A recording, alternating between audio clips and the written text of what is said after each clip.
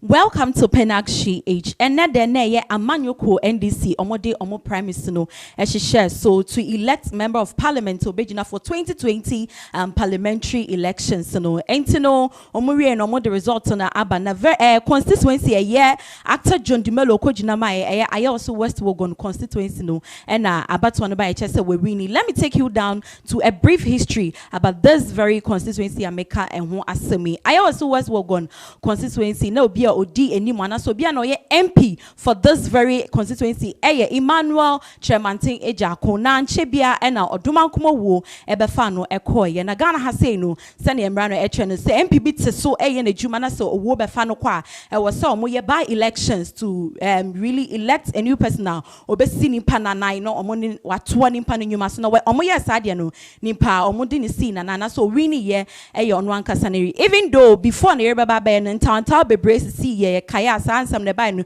ebi prepare na there chaos, a lot of chaos happened at that very elections, but then betwa no kunu inyuma so anche bia ena omo san so ebie kwan say before every election year no mu bie kwan say wow person will stand for MP the real elections no I was say wo bana wo be contest as usual all along ni na no ena actor John Dumelo or ma oyi nanim so no so or person wo interest in politics na politics no one or person ogine muma Ayawaso West Wogun specifically or ta NDC amanyoko no echi nti ono so or the petition eba abonten or to ni Instagram page na say na fefo ne na dofo ina Ghana fo ina emwa no na onto aba or contest against efua adobia na ne and abato no ekọ so nkwa wi ase de results ni na aba eba breaking news say eba ni na say John Dumelo actor John Dumelo mobo abato results no we winning and he is going to stand for 2020 parliamentary elections no or no ena okojina he won and then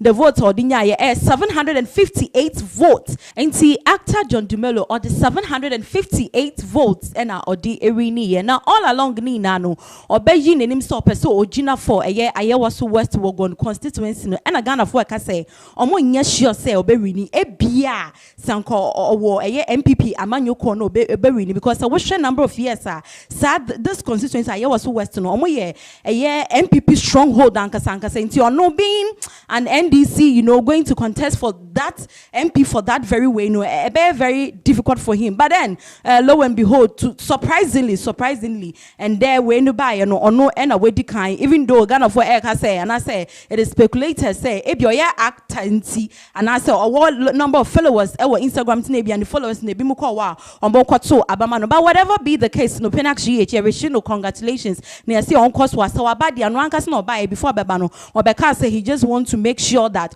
or beji see to abem send your obenya ano ewa abemu any decision making in the government for the youth of Ghana so wabadia any man so ombra no necessarily me had not so we need a parliamentary seat no 2020 yes so on ranka so ombra no be juma e be so Ghana for ina any. My name is Kweba and thank you so much for watching P-Bars. President Mills' time and the debt to BDs is a loan because companies had to give them letters of credit which they had defaulted on was threatening the stability of the banks. And so that's why we introduced the Energy Sector Levy Act. And I remember at the time we introduced it, our colleagues in opposition were very opposed to it. They said we were overtaxing Ghanaians and that as soon as they came, they were going to remove the ESLA. Unfortunately, or should I say fortunately, they came into office. And the ESLA is not only very much alive, indeed just recently in the media review they have increased it. And the question one asks is, what is the ESLA being used for? Is it being used for the purpose that we introduced it? This was brought as a special purpose vehicle to be able to raise monies to pay down the energy sector debt. Since we left, the ESLA has increased in how much it brings in, from 3.5 billion to almost 4 billion or more every year. And so if it is being used exactly for what it's meant for, it should be able to pay down the legacy debt. But I think that some reforms are needed in the financial sector, especially in relation to regulation and supervision, so that we don't have a recurrence of these financial sector meltdowns. Let's see who's next. Kweku Sechi Akomia. And Kweku Sechi Akomia says, we had one of the best security measures during your tenure is, West now, how best can you help with security in your next tenure? I think that one of the things about security, and one of the things that I did when I was president, is to put the right people at the right places. If you put politics above merit in the security sector, you'll have the results that we're facing now. I don't think that the government has followed merit in terms of appointments in the security services. And so the result is what we're seeing. There are people who have the ability to deal with some of these security issues. When I was president, I looked at people who could solve a situation and I sent them to the places where they could be effective. And I believe that security and Ghanaians felt safe and secure, under my tenure because of the work the security services did. We had the anti-armed robbery squads, we had various, specialized units that dealt with issues of crime and security. And one of the things I introduced was the visibility police. On every street corner, you could see a police officer. Today, you don't see police officers on the streets. You don't see them in the corners. The visibility police seems to have disappeared. Just the fact that the police are out and about makes the criminals, very careful before they execute anything that is untoward. And so these were some of the things we introduced: visibility police, community policing, and all that. And I believe that there are many other, things that we can bring to make Ghanaians feel safe and secure in their own country. Adams Ahmed, you're watching from Accra. You want to know what policies I would recommend to get private businesses to become the engine of growth. I believe that they must not only be the engine of growth, and it's not only private businesses. I believe that indigenous Ghanaian private businesses must be the engine of growth. If you look at the contribution of the Ghanaian private sector to our GDP, compared to the 70s, it has fallen. In the 70s, the contribution of the Ghanaian private indigenous sector was above 50% of GDP. Today, the assessment has not been made, but I believe it's far less than 50%. And so we need to see how, and I'll use the words of General Achampong, we can make Ghanaians capture again the commanding heights of our economy. It is only when we do that that we will be able to grow this country and the private sector. I tried to do it in the road sector. When I took over as president, there were many foreign construction companies doing all the roads, even using our budgetary finances. By the time I left, there were at least 22 big Ghanaian construction companies with the equipment stock even bigger than from some of the foreign companies. We must do this not only in the construction sector, in the building construction sector, in agriculture, in mining, and all that. And so that's one of the things that I believe, if I become president again, I will promote Ghanaian business. Yes, foreign direct investment is important, but I think that first and foremost, we must let our own people dominate the oil sector. They must dominate the petroleum sector, the mining sector, because when they make profit, that profit stays in Ghana. If we rely too much on FDI, when the foreigner makes profit, every April, May, he says, I've made this profit, I want to send it back to my country. And that's part of the reason why our foreign exchange continues to fluctuate. But we'll talk about that at another time when I speak about the economy. As Ametita Maklo is saying, if given the chance, are you also going to have an elephant-sized government? I think 2 days ago I spoke about it, and I recommended to the president that he should reduce the size of his government by about 40 ministers immediately. He can let 40 ministers go. It will not have any effect at all on the current performance of his government. But I think that one, is symbolic, and then two, the impact it has. It's symbolic because when Ghanaians are going through difficulty and you come with a government the size of 125 ministers, which I'm told is a Guinness World Record amongst all countries, we have the biggest number of ministers, then people, feel that you're not taking them seriously. But aside from that, if you consider 40 ministers and you take some of the portfolios, procurement, You have a procurement minister. Meanwhile, look at the issue we have with procurement. I mean, the recent issue Manasseh has come out with procurement, with a procurement minister.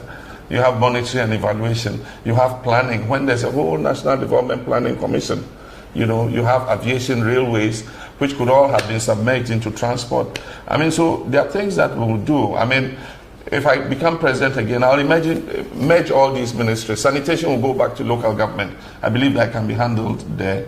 You know, aviation and railways will go back into transport. For business development, procurement, and all those other ministries, they will just be scrapped completely and will drastically reduce the size of government. I believe that the government and the nation can run with a smaller number of ministers than we currently have. Let's see. We have some more time, so let me see who's next.